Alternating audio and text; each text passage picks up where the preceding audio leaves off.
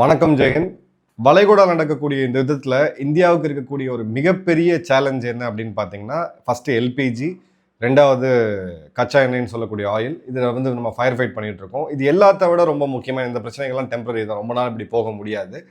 But நம்ம கூர்ந்து கவனித்தோம் அப்படின்னா நமக்கு இருக்கக்கூடிய உண்மையான சவால் இப்போ என்ன, இந்தியாவுடைய ஃபாரின் பாலிசி இப்போ டெஸ்ட் ஆகிட்டு இருக்கு. இந்தியாவுடைய ஃபாரின் பாலிசியை க்ளோஸாக கவனித்தவங்க, அதாவது நேரு அவருடைய காலத்துலேருந்து இன்னி வரைக்கும் பார்த்தவங்களுக்கு ஒரு விஷயம், நம்மளுடைய பிரதமர்கள் வலிமையான தலைவர்கள் இருந்திருக்காங்க, வீக்கான தலைவர்கள், 6 மாத கவர்மெண்ட்டு, அந்த மாதிரியெல்லாம் நம்ம பார்த்துருக்கோம். பட் எல்லாத்துக்குமே ஒரு காமன் ஃபேக்டர் பார்த்தீங்கன்னா ஸ்ட்ராட்டஜிக் அட்டானமி. எந்தெந்த டைம் நம்ம அந்த இந்தியாவோட முடிவுகளை இந்தியா தான் எடுக்கும், இந்தியாவோட இறையாண்மையை எல்லா நாடுகளும் மதித்து தான் ஆகணும் அப்படின்றது அதோட கோர் சித்தாந்தமே அதுதான். இதுல எப்பப்பெல்லாம் ஒரு கவர்மெண்ட் டீவியேட் ஆகுதோ எதிர்கட்சிகள் அதை மிகப்பெரிய ஒரு பிரச்சனையை கிளப்புவாங்க. உதாரணத்துக்கு மன்மோகன் சிங் அவர்கள் நியூக்ளியர் டீலை கொண்டு வரும்போது, சிவில் நியூக்ளியர் வரும்போது பார்த்தீங்கன்னா அந்த டைம்ல ஆட்சிக்கு சப்போர்ட் கொடுத்துட்டு இருந்த கம்யூனிஸ்ட் வெளியேறாங்க, அதை விட்டு ஆட்சியை கோக்கணும்னு பார்க்குறாங்க. ஸோ இந்த மாதிரியான சேலஞ்சஸ் ஒரு ஜனநாயக நாட்டில் இந்த பாலிசியை மட்டும் நம்ம ரொம்ப ஸ்ட்ராங்காக கன்சிஸ்டண்ட்டாக வச்சுக்கிட்டு இருக்கோம். இப்போ உதாரணத்துக்கு நம்மளுடைய quad alliance, quadrilateral security dialogue, இது ஒரு செக்யூரிட்டிக்கு உண்டான alliance. India, America, Japan, Australia.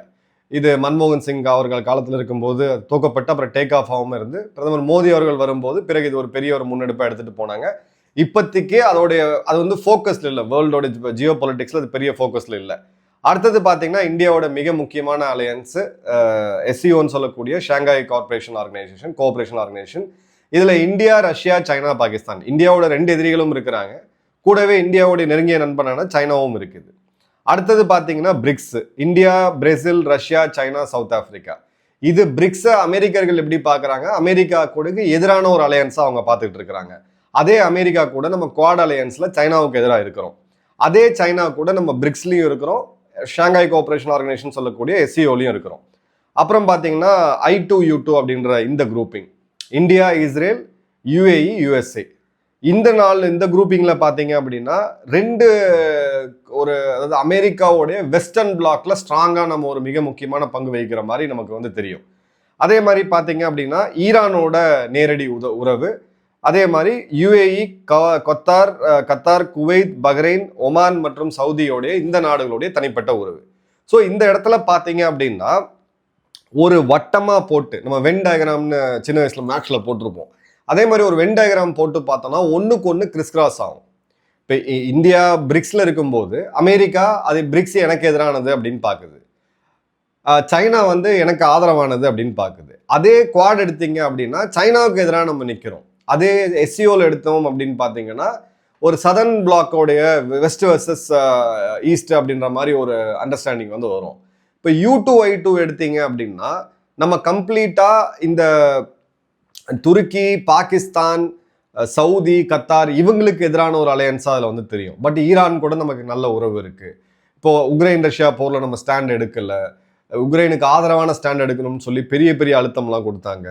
அப்போ நம்ம போய் போகிற 2 நாடுகள்ட்டையும் பேசி போரை நிறுத்தி போலாந்து பார்டர்லேருந்து 25,000-27,000 மாணவர்களாக நம்ம உக்ரைன்லேருந்து வெளியில் எடுத்து வர முடியுது. இஸ்ரேல் ஈரான் யுத்தம் போன வருடம் இதை நம்ம பார்த்தோம். ஸோ இந்த வருடத்துலையும் பார்த்தீங்கன்னா 2 நாடுகள்ட்டையுமே பேசியிருக்கோம். இப்போ ஈரான்கிட்ட பேசி அவங்க எண்ணெய் கப்பல்களை 3 கப்பல்களை பாஸ் ஆன் பண்ண விட்டாங்க. வெளியுறவு அமைச்சர் பேசும்போதே சொன்னார், இது உறவு சம்மந்தப்பட்டது, இந்த 3 கப்பல்களை இந்தியாவுடைய கப்பல்களை அனுமதிச்சதுனால ஈரானுக்கு ரிட்டர்னில் எதுவுமே கிடைக்கல, நாம ரிட்டர்னில் எதுவுமே கொடுக்கல அவங்களுக்கு, இதுதான் ஃபேக்ட். பட் இப்போ இந்த இடத்துல ஒரு கிரிட்டிசிசம் என்ன வருதுன்னா, ப்ளூம்பர்க்ல ஒரு ரிப்போர்ட் என்ன சொல்லியிருக்காங்கன்னா, ஃப்ரெண்ட்ஸ் எவ்ரிவேர், லீவரேஜ் நோவேர், எல்லாரும் நண்பர்கள் ஆனால் பெரிய லெவலில் லீவரேஜ் இல்லை அப்படின்னு சொல்லிட்டு. அதே மாதிரி பார்த்தீங்க அப்படின்னா நெத்தன்யாஹூ அவர்களை போய் பிரதமர் மோடி அவர்கள் சந்திச்சுட்டு வந்தது, நம்ம இஸ்ரேலுக்கு ஆதரவாக பார்க்குறோம், இஸ்ரேலுக்கு ஆதரவாக இந்தியா இருக்கு அப்படின்னு தான் அரபு நாடுகள் பார்க்குறாங்க அப்படின்றது அவங்களுடைய வாதம். அதன் பிறகு பார்த்தீங்க அப்படின்னா அரப் ப்ரொடியூசர்ஸோடைய, அதாவது நம்மளுடைய எனர்ஜி சப்ளையர்ஸுக்கு இந்தியாவை ப்ரைவேட்டைஸ் பண்ணுறாங்களா அப்படின்ற கேள்வி. இது எல்லாமே ஒரு ஜேர்னலிஸ்ட் அவங்களுடைய அனலிசிஸை பேஸ் பண்ணி எழுதக்கூடியது. பட் அடிப்படையாக நான் இதில் எங்கே சேலஞ்ச் பண்ணுறேன் அப்படின்னு பார்த்தீங்கன்னா, ஃப்ரெண்ட்ஸ் எவ்ரிவேர், லீவரேஜ் நோவேர் அப்படின்னு அவங்க சொன்னாங்கன்னா எல்லாரும் கூடயும் நம்பராக இருக்கலாம், ஆனால் யார்கிட்டையும் நமக்கு எந்த பயனும் கிடையாது அப்படின்ற போது, உக்ரைனில் சைனா உட்பட எல்லா நாடுகளும் கைவிரிக்கும் பொழுது 2 நாடுகள் பயங்கரமான ஒரு போர்ல இருக்கும் பொழுது இந்தியாவுக்காக போரை நிறுத்தி 27,000 மாணவர்களை நம்ம எப்படி வெளில கூட்டு வந்தோம், அதே பாகிஸ்தானை சேர்ந்த மாணவர்கள், பங்களாதேஷை சேர்ந்த மாணவர்கள், ஏன் சைனாவை சேர்ந்த மாணவர்கள் இந்திய கொடியை எடுத்துக்கிட்டு, ஏன்னா அவங்க கவர்மெண்ட் கைவிட்ட பிறகு நாம அவங்கள வெளியில கூட்டு வரோம். இப்போ போன முறை நடந்த ஈரான் மற்றும் இஸ்ரேல் யுத்தத்துல நம்ம எடுத்தோம் அப்படின்னா, இஸ்ரேல் ஒரு நல்ல ஒரு நண்பனா நம்மளுடைய இன்வெஸ்ட்மெண்ட் சபஹார் துறைமுகத்தில் இருக்கிறது தெரிஞ்சுக்கிட்டு அந்த எண்டை மட்டும் போர்ட் எண்டை மட்டும் தாக்கல. இந்தியாவுடைய இன்வெஸ்ட்மெண்ட்ஸ் எங்க இருக்கோ அதை தாக்கல. அதே மாதிரி ஈரான் இந்தியாவுடைய நல்ல நண்பனா இருந்து ஹைஃபாவை தாக்கும் போது ஹைஃபால இருக்கக்கூடிய இந்திய துறைமுக முனையத்தை வந்து தாக்கல. இது எல்லாமே இந்த ஃப்ரெண்ட்ஸ் எவ்ரிவேர் லீவரேஜ் எவ்ரிவேர்ன்றதை மட்டும்தான் பண்ண முடியும். அதே மாதிரி இப்போ அரபு நாடுகளோட உறவு, இப்போ இஸ்ரேல் போயிட்டு பிரதமர் போயிட்டு வந்ததுனால அரபு நாடுகள் நம்ம எதிரியாகிறாங்கிறது இதோட ஒரு ஒரு ஒரு அன்மெச்சூர்டான ஒரு அனாலிசிஸ் இருக்கவே முடியாது. ஏன்னா இப்போ ஈரான் வந்து இந்தியாவை தாக்கல, ஈரான் வந்து இஸ்ரேலுக்கு ஆதரவா இன்னைக்கு விமான தளத்தை கொடுத்துட்டு இருக்கக்கூடிய சவுதி, கத்தார், யுஏஇ, பஹ்ரைன் இவங்கள தான் தாக்கிட்டு இருக்காங்க. அவங்கள எதிரிகளா பார்த்துட்டு இருக்காங்களே தவிர இந்தியாவை பார்க்கல. நேத்து வர செய்திப்படி ஒரு நியூயார்க் டைம்ஸோடைய ஒரு ஆர்டிக்கிள் நான் பார்த்தேன். அதுபடி எடுத்தீங்க அப்படின்னா சவுதியோடைய பிரின்ஸ் முகமது பின் சல்மன் இப்போ ட்ரம்ப் கிட்ட பேசி ஈரானை இந்த முறை ஒழிச்சு கட்டணும், விடவே கூடாது, இன்னும் எவ்வளவு அடிக்க முடியுமோ அடிங்கன்னு சொல்லியிருக்கிறாருன்ற செய்தி வருது. இன்ஃபேக்ட் ஈரானை அமெரிக்காவை இந்த யுத்தத்துல கொண்டு வந்து விட்டது முகமது பின் சல்மனும் இஸ்ரேலும் சேர்ந்துதான் அப்படின்ற செய்திகள் வருது. அது அங்கக்குள்ள இருக்கக்கூடிய பாலிடிக்ஸ்ல அண்டை நாடுகள் ஒண்ணுக்கு ஒண்ணு சித்தாந்த ரீதியாகவும் காம்படிட்டராகவும் எதிரிகளா இருக்கிறாங்க. இந்த இடத்துல இந்தியாவுடைய ஸ்டாண்டு நம்ம போய் இஸ்ரேலுக்கு போயிட்டு வரதுனால இது வந்து மாறுமா அப்படின்னு கேட்டியா அரபு நாடுகள் எதிரிகளா பார்ப்பாங்கன்னா கண்டிப்பா கிடையாது.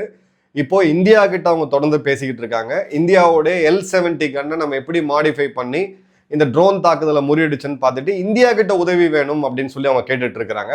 ஃபியூச்சர்ல இந்தியாவுடைய மிசைல் டிஸ்டன்ஸ் சிஸ்டம்ஸை வாங்குறதுக்கு இந்த நாடுகள் இப்போ இன்ட்ரெஸ்ட் காமிக்க ஆரம்பிச்சிருக்காங்க. ஏன்னா ஆப்ரேஷன் சிந்தூர்ல அவங்க பார்த்தாங்க, இப்போ அவங்களுடைய மிசைல் சிஸ்டம் எப்படி இருக்குன்னு பார்த்தாங்க. ஸோ கேப்ஸ் இருக்கு, இந்தியா சிஸ்டம் பெட்டரா இருக்குன்றத ஃபீல் பண்றதுனால தான் இந்த இன்ட்ரெஸ்ட் வருது. இப்போ அரபு நாடுகள் இந்தியாட்ட எதிரியா பார்த்தாங்கன்னா எதிரிட்ட வந்து ஆயுதங்கள் வாங்குவாங்களா அப்படின்னு கேட்டிங்கன்னா கண்டிப்பா கிடையாது. இன்ஃபேக்ட் இந்தியர்கள் பல பேர் வெளியேறணும் அப்படின்னு சொல்லும் பொழுது இந்திய அரசாங்கத்துக்கிட்டே அவங்க சொல்லியிருக்காங்க, தயவுசெய்து வந்து இப்போ பேனிக் ஆக வேண்டாம், யாரும் பணத்தெல்லாம் உடனடியாக வித்ட்ரா பண்ண வேணாம், பெரிய ஒரு பிரச்சனையை வந்து நாட்டுக்கு கொடுத்துருன்னு சொல்லிட்டு இந்தியர்கள் இன்னைக்கும் அங்கே சேஃப்டியா எல்லாரும் பார்த்துட்டு இருக்காங்க. யுஏஇல இருக்கக்கூடிய என்னுடைய எல்லா நண்பர்களும் திரும்ப திரும்ப இங்க இருக்கக்கூடிய ஊடகத்துக்கு சொல்லக்கூடியது பிரேக்கிங் நியூஸ்னு போட்டு ஏதாவது ஒரு தளத்திலிருந்து ஒரு வீடியோ எடுத்து அதை பிரேக்கிங் நியூஸ்னு ரிப்பீட் மோட்ல போட்டு பேனிக் கிரியேட் பண்ணாதீங்க. 100 ட்ரோன்ல 99 ட்ரோன் கிட்டத்தட்ட தடுக்கப்படுது, 1-2 இங்க விழுது. அந்த மக்கள் எல்லாரும் சேஃபா இருக்கிறாங்க. குறிப்பா யுஏஇல நம்மளுடைய மக்களுக்கு இருக்கிற பாதுகாப்பு அப்படின்றது சில நேரங்கள்ல பார்த்தா நம்ம நாட்டிலே இல்லைன்னு தான் தோணுது. இங்க சாக்கடையை மூடிய ஓபன் பண்ணி வச்சு ஒரு வருஷத்துக்கு எத்தனை மரணங்கள் நடக்குதுன்னு பாருங்க. மனித கழிவுகளை அகற்றத்துக்கு மனிதர்கள் உள்ள போய் எவ்வளவு பேர் இறக்குறாங்கன்னு பாருங்க. சாலை விபத்துல பேனர் விழுந்து எவ்வளவு பேர் இறக்குறாங்கன்னு பாருங்க. ஸோ அந்த மாதிரியான கம்பேரிசன் நான் இங்க கொண்டு வர விரும்பல. பட் என்ன சொல்றேன்னா இந்த இடத்துல யுஏஇ அந்த சேஃப்டியை வந்து கொடுக்குறாங்க, நண்பர்களா இருந்தா மட்டும்தான் கொடுப்பாங்க. அதே மாதிரி பாத்தீங்க அப்படின்னா இஸ்ரேலோட U2 I2ல இருக்கிறதுனால அது என்ன 4 நாடுகள் இருக்கு, இஸ்ரேல், இந்தியா, அமெரிக்கா மற்றும் யுஏஇ. இதுல ஒன்று வந்து இஸ்லாமிய நாடு யுஏஇ, ஒன்று வந்து யூத நாடு இஸ்ரேல், ஒன்று அமெரிக்கா, இன்னொன்று இந்தியா, ஜனநாயக நாடுகள். இப்போ இந்த 4 நாடுகளோட கூட்டணி அப்படின்ற வரும்போது நேச்சுரலாகவே அங்கே துருக்கி, சவுதி அரேபியா, அந்த சுன்னி ஆக்சிஸ்ன்னு சொல்லக்கூடிய துருக்கி, சவுதி, அசர்பைஜான், கத்தார் மற்றும் பாகிஸ்தான், இந்த ஆக்சிஸை பேலன்ஸ் பண்ணணும்னா இந்த நாடுகள் அமைதியா இருக்கணும், இந்தியாவுக்கு இதனால ஆபத்துகள்லாம் வரக்கூடாதுன்னா நாம இந்த அலையன்ஸ்ல போய் தான் ஆகணும்.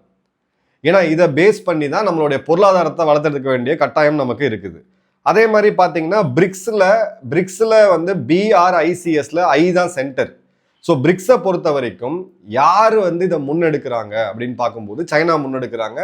சைனாவை பேலன்ஸ் பண்றதுக்கு இந்தியா தேவைன்னு சொல்லி ரஷ்யா அங்கே உறுதியாக நிற்கிறாங்க. அதே மாதிரி SCOலையுமே இந்தியா கவுண்டர் பேலன்ஸ் இல்லாமல் போச்சுன்னா அது ஒரு சைனாவோட அலையன்ஸா ரஷ்யா ஜூனியர் பார்ட்னரா போகும்னு பாக்குறாங்க. ஸோ இந்த காம்ப்ளெக்ஸ் சிச்சுவேஷன்ல உறவுகளை வந்து மேனேஜ் பண்ணி எடுத்துட்டு போறதுன்றது சாதாரண விஷயம் கிடையாது. அந்த இடத்துல இந்தியா இந்த டைம்ல உறுதிப்பட நிக்கிறோம். இந்த பாலிசி கரெக்ட் அப்படின்றது தான் என்னோட அனாலிசிஸ். பல இடங்கள்ல நமக்கு கூட்டாளிகள் வேலை ஹெல்ப் பண்ணல, ரஷ்யா சில டைம் பாகிஸ்தானுக்கு ஆதரவா போறாங்கலாம் இருக்கும். நாம எப்படி மல்டி அலைன்டோ அந்த அளவுக்கு மிச்ச நாடுகளும் கேலிபிரேஷன் பண்ணதான் செய்வாங்க. நம்ம நாட்டோடைய நலன், நம்ம மக்களுடைய பாதுகாப்பு, நம்ம நாட்டோடைய வளர்ச்சி இன்டாக்டா இருக்கிற வரைக்கும் நம்ம எதை பத்தியும் கவலை பண்ணணும்னு அவசியம் இல்லை. உங்க கமெண்ட்ஸ் கமெண்ட் பாக்ஸ்ல போடுங்க. நன்றி, வணக்கம், ஜெயன்.